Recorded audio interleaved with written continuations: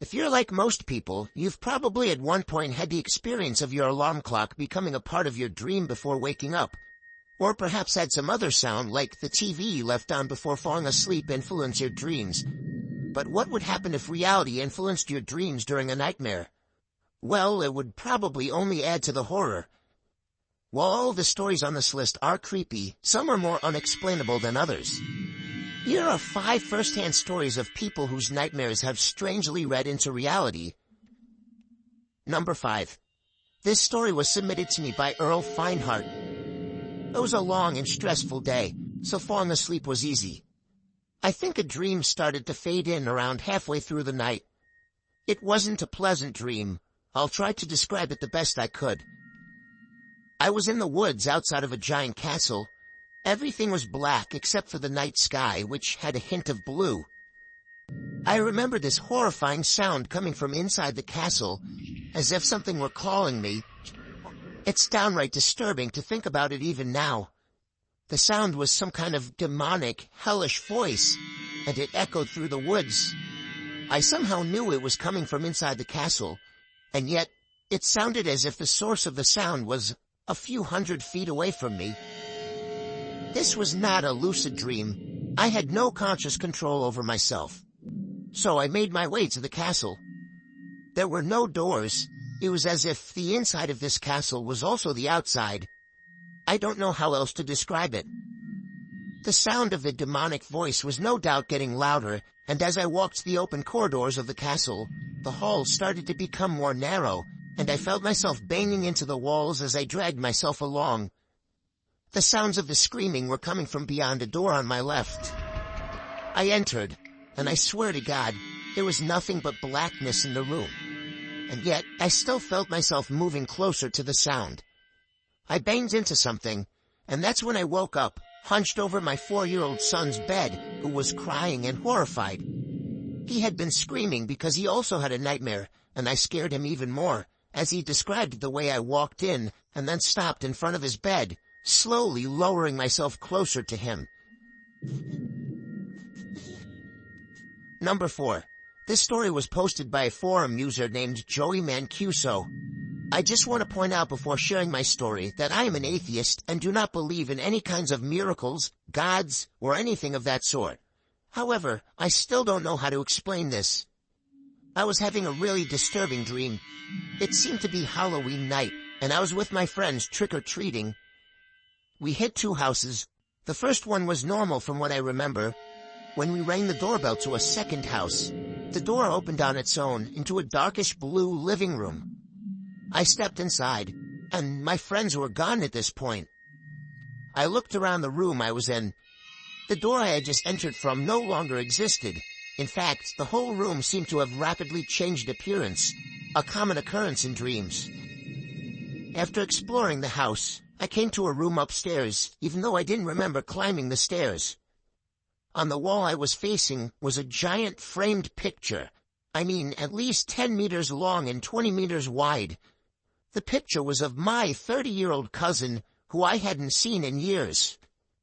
Her eyes were enlarged to an uncomfortable amount, and they followed me everywhere I went. The giant portrait suddenly cracked, and the rusty, scratchy, ear-piercing sound of the giant nails holding the portrait on the wall painfully filled my eardrums. The portrait started to fall off the wall, and I watched, completely frozen as it fell on top of me. But before it could crush me, I was awake. It was maybe 5 in the morning. Minutes after waking up, my cell phone rang. I picked up. It was my uncle, calling to tell me that my cousin had just overdosed on heroin and died. Number 3. I was having a nightmare that started off with me in my house reading a newspaper. Then the lights went out, and the dream started to focus on my trying to find out why the power was cut. The fuse box was apparently in the basement in this dream, which is, by the way, inaccurate to real life. I went down to the basement with a flashlight and opened up the fuse box. There was a sticky note inside, saying, "Go back upstairs to the red room." While still in the basement, I started to hear a moaning type sound coming from the boiler room/laundry room. My brain knew my childhood fears, and it seemed to be taking advantage of them in this nightmare. The door to the boiler room cracked open, and something poked its head out to look at me. I left the basement after seeing this, following the sticky notes orders. I went upstairs to the second floor of the house, and there was a glowing red door at the end of the hall. A door that doesn't actually exist in my real house. Now there was a disturbing echoing sound coming from beyond the door, and as I got closer, it became more clear that it was a voice, chanting the number 314. 314. I opened the door, and there was just a chair in the room, facing the wall across from me. The room was as red as the glow that had been illuminating through the door. The voice chanting 314 was clearer now. It was an extremely creepy voice, almost feeling like it was speaking into my ear. 314. I woke up abruptly, with my heart beating somewhat quickly. I grabbed my iPhone that was sitting on the desk next to me to check the time. It was 3:14 a.m. You may think I just saw a clock while half awake or something, but I have no digital clocks in my room. The only clock would be the one on my iPhone that was in the same position as I had left it before going to bed. To this day, I have no idea how my dream knew it was 3:14, or if there was supposed to be some kind of meaning behind it. Number 2. This one was from an Ask Reddit post. It was a night during the summer 2015. I was high out of my mind after a party. I was fortunate enough to not get caught by my parents as I walked to my room to get straight to bed. I was at the part of my high where I was just exhausted and wanted to get some sleep, and so I fell asleep in probably 10 minutes or less. Have you ever heard about that idea that smoking pot and then going to sleep high alters your dreams, or gives you some kind of enhanced dreaming capabilities? Well, after this one, I won't be fighting that theory. I don't remember anything before this dream. It started out with me in the woods in the middle of the night. In real life, you would just be surrounded by trees and the sounds of night critters, nothing special. But being that this was a dream, it was much worse. There were ghostly wind sounds coming from everywhere. Instead of bug noises, there were wolf howls and sounds of footsteps coming from behind me. There was that magically horrifying feeling of a dream that you just can't describe, but it made it so much more than just being trapped in the woods. I found myself running away from the footsteps that were consistently the same distance behind me, until reaching a building in the middle of the woods. Of course, I went inside and boarded the door shut with planks that seemed to have come out of nowhere.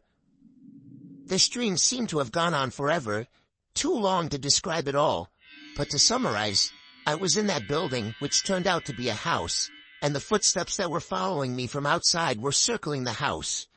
I tried to find a weapon, but the house was almost completely empty. Everything was black and white at this point. While sitting on a couch in the living room, one of the only pieces of furniture there was a shadow that appeared at the window, and shortly after, the figure standing outside knocked on the window. It kept knocking and knocking until I woke up, but the knocking didn't stop.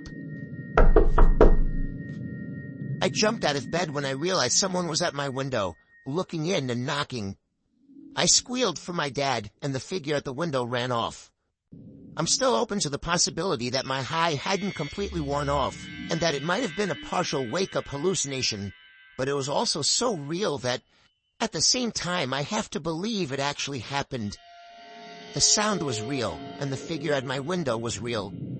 My dad and I looked around the property to find no one. He told me I just had a bad dream and to go back to sleep.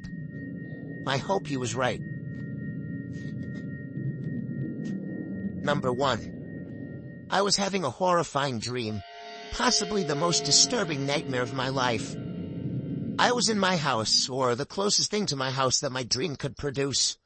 Ironically enough, I was in bed in this dream, or at least I can only start remembering past the point of my lying in bed. And all of a sudden, the sound came from downstairs. I walked downstairs in the dark, not turning on any lights, to where I thought the sound was coming from. I was on my middle floor now. The dream was telling me to go downstairs to my laundry room, and so I did. But as I got there, expecting the noise to be louder and closer, it sounded like it was just as far as before. Now I was going upstairs to the kitchen, and it's strange. Outside of every window was complete blackness. Not general nighttime darkness. There was nothingness. I think all that existed in this dream was my house. Now my dream started to suggest that the banging sounds were coming from upstairs, so I went back upstairs and was eventually led to the attic door. It was surely beyond that door. I opened it. There was an old woman standing by a bunch of boxes. She was slowly but loudly slamming her hand on one of the boxes, producing an unnatural sound. I tried to quietly step back away from the attic, but the old woman turned around, opened her mouth twice as wide as anyone humanly could, reached out her arms, began to scream, and leaped toward me. That's when I woke up. I thought it was just a horrific dream, but when I heard a bang coming from downstairs, a bang similar to what I heard in my dream, I felt my heart completely drop. On my way downstairs, there was another bang. It was the front door. I got the butcher knife from my knife holder in the kitchen and crouched behind the door. I was waiting for the next time he would pound on the door, and I would warn him to go away. I waited for a good minute in silence, and finally decided to take a quick look through the window. There was somebody standing in my driveway. I couldn't tell if he was facing me or looking at me or not, but he was surely the one who was pounding on my door at 4 a.m. He walked away down the sidewalk moments after he must have noticed me. The pounding on my door was the kind of pounding you would expect from someone trying to break in the door, not to get a house owner's attention. I thought it was just crazy and horrifying that the pounding and banging from this potential robber or killer didn't wake me up. Rather, became the key point to a horrifying dream.